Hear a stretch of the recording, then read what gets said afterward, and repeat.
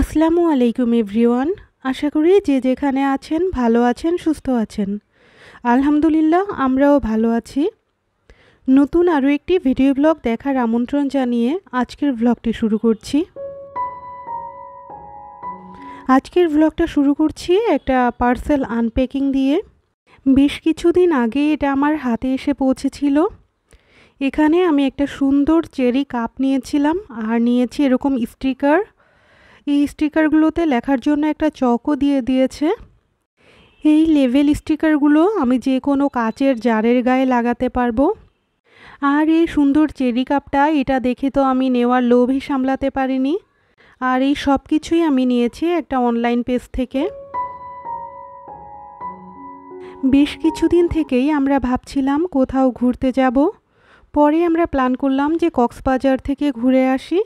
তো তার জন্য আমরা কি প্রস্তুতি নিলাম সেটা তো দেখতেই পারবেন। কিন্তু তার আগে দেখুন, কোনো কাপড়ে যদি তেলের দাগ লেগে থাকে সেটাকে আমি কিভাবে সমাধান করি।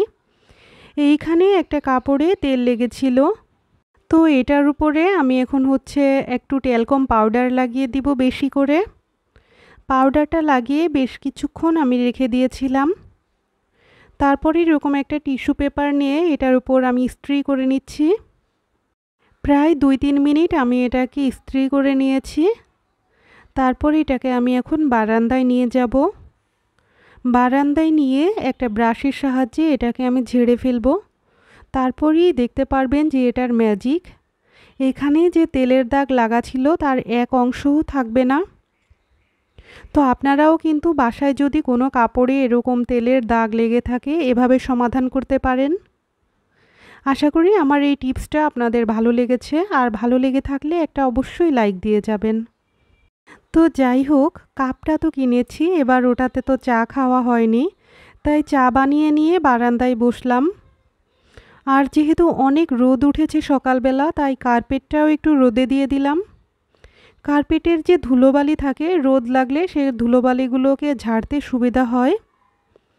আর বারান্দায় বসে দেখছিলাম যে গাছের পাতাগুলো মরে গিয়েছে, তো সেগুলোকেও আমি ক্লিন করে দিচ্ছিলাম। এবার কক্সবাজার ট্যুর প্ল্যান নিয়ে একটু কথা বলি। কক্সবাজার যাওয়ার আগেই আমরা হোটেল বুকিং দিয়ে দিয়েছিলাম, সেজন্য আমাদের অগ্রিম কিছু পেমেন্টও করা লেগেছে। আমরা এবার 3-4 দিনের জন্য ট্যুর প্ল্যান করেছি। 2 দিন থাকবো ইনানি বিচে আর 2 দিন থাকবো কলাতলি বিচে। কলাতলি বিচে যে হোটেলটা বুক দিয়েছি সেটার নাম হচ্ছে হোটেল রামাদা। আর ইনানি বিচে যে হোটেলটা বুক দিয়েছি সেটা হচ্ছে বেওয়াচ। তো অন্য জায়গায় বেড়াতে যাওয়ার আগে এতটা আসলে হ্যাসেল আমার পোহাতে হয় না যতটা এই সমুদ্রে বেড়াতে যাওয়ার আগে হয়। এখানে যাওয়ার আগে বেশ কিছু জিনিস মাথায় রেখে তারপরেই যেতে হয়। যেমন রোদ থেকে বাঁচার জন্য আমাদের প্রোটেকশন নিতে হয়, সানস্ক্রিন, সানগ্লাস, আমব্রেলা এইগুলা। আবার সমুদ্রে বেড়াতে গেলে তো ভেজাভিজির একটা ব্যাপার স্যাপার থেকেই যায়, সেজন্য এক্সট্রা কিছু কাপড় আমাদের ক্যারি করতে হয়, যেগুলো সিনথেটিক টাইপের হয় আর কি।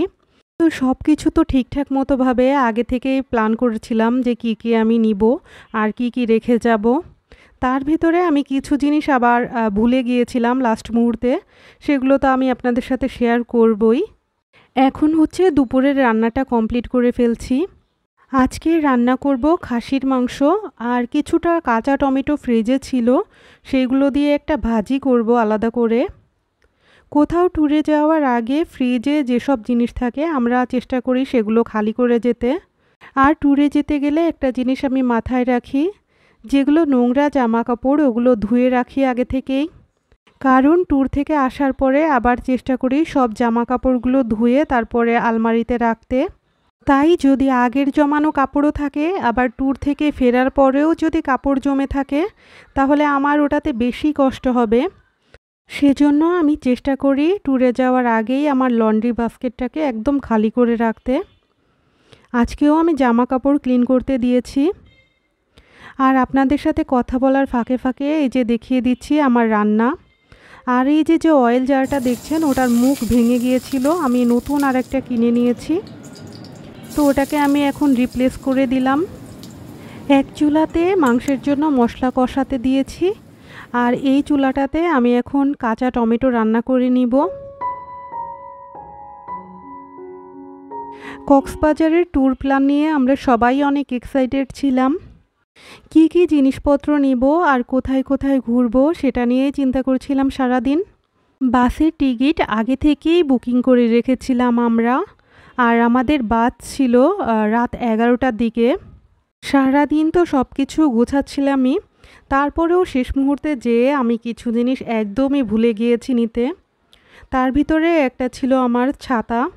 সারাদিন এত ভেবেছি যে একটা এক্সট্রা ছাতা ক্যারি করব, যেহেতু আমার ছোট বাচ্চা আছে আর সমুদ্রের এরিয়ায় প্রচুর রোদ থাকে, সেজন্য একটা এক্সট্রা ছাতা অবশ্যই সবার ক্যারি করা উচিত। কিন্তু আমি যে কিভাবে ভুলে গেলাম জিনিসটা আমি নিজেই জানি না। তো যাই হোক, আপনাদের যেটা বলছিলাম যে আমি জামা কাপড় ওয়াশ করে নিই। এখানে একবার আমি অলরেডি জামা কাপড় ওয়াশিং মেশিনে দিয়েছি, এবার হচ্ছে দ্বিতীয় টার্ম। সেকেন্ড টার্মে আমি হচ্ছে বাকি যেসব জিনিস ছিল সেগুলো দিয়ে দিয়েছি ওয়াশিং মেশিনে। আর এদিকে আমার রিসলিয়ার অনেক খিদে পেয়ে গিয়েছিল, রান্না করতে করতে একটু লেট হয়ে গিয়েছিল, তাই ওকে হচ্ছে খাবার দিয়ে দিচ্ছি। জানি না কতটুকুই কি খেতে পারবে। রান্না কমপ্লিট হতে আরও বেশ কিছুটা সময় বাকি, তো আমি তো রান্না কমপ্লিট করতে দিয়েছি আর ওই ফাঁকে চলে গিয়েছিলাম ব্যাগ গোছাতে। লাস্ট ব্লগে হয়তো দেখে থাকবেন যে একটা নিউ মার্কেটের ভিডিও আপলোড করা আছে, তো ওইখানে একটা অংশ ছিল যে প্রেসিডেন্টের শোরুম থেকে ব্যাগ দেখাচ্ছিলাম। সেখান থেকে এই সুন্দর ট্রলি ব্যাগটা আমরা নিয়ে নিয়েছি। তো এই ব্যাগটাতে তো সব জিনিস গুছিয়ে রাখছিলাম, কিন্তু লাস্ট মুহূর্তে যেয়ে দেখি যে একটা ব্যাগে একদমই কাভার করছে না। আরও ছোট ছোট দুইটা ব্যাগ আমাদের ক্যারি করা লেগেছে। শেষ মুহূর্তে যে আসলে আমার এরকম হ্যাসেল পোহাতে হবে আগে ভাবিনি, তাহলে হয়তো আগে থেকেই দুইটা ব্যাগ আসলে গুছিয়ে রাখতাম। গাড়ি যেহেতু রাতে ছিল সেই ক্ষেত্রে কিছুটা আসলে ওয়েভার পেয়েছিলাম। কক্সবাজারে আমরা যে ট্যুর প্ল্যানটা করেছিলাম তাতে আমরা হিসাব করে দেখলাম প্রায় 1 লাখ টাকার মতো আমাদের খরচ হবে। এর আগে আমরা যখন দেশের বাইরে গিয়েছিলাম তখন এরকম একটা খরচ হয়েছিল। তো যাই হোক, আমরা কিন্তু রওনা দিয়ে দিয়েছি। আর রওনা দেওয়ার পরেই আমার মনে পড়েছে যে আমি আমার ফোনের চার্জারটা আনতে ভুলে গিয়েছি। একে তো একটা ব্যাগে আমার কাভার হয়নি, দ্বিতীয়ত আমব্রেলা এবং চার্জার দুইটা জিনিসই ভুলে গিয়েছি। তো যাই হোক, আমরা রওনা দিয়ে দিয়েছি আর আমাদের সি অফ করতে আমাদের বাসার লালু আর লিলির ভিতরে লালু চলে এসেছে। তো গাড়ির জন্য ওয়েট করছিলাম, সেই মুহূর্তে দেখি যে আমাদের বাসার সামনে এরকম সুন্দর করে সাজিয়েছে। দেখে খুবই ভালো লাগলো। আমার আজকের ভ্লগটা আপনাদের কাছে কেমন লাগলো অবশ্যই কমেন্ট করে জানাবেন, আর আমাদের জন্য দোয়া করবেন যাতে আমরা সুন্দর মতো ঘুরে আসতে পারি। আজকের মতো এখানেই বিদায় নিচ্ছি। আল্লাহ হাফেজ।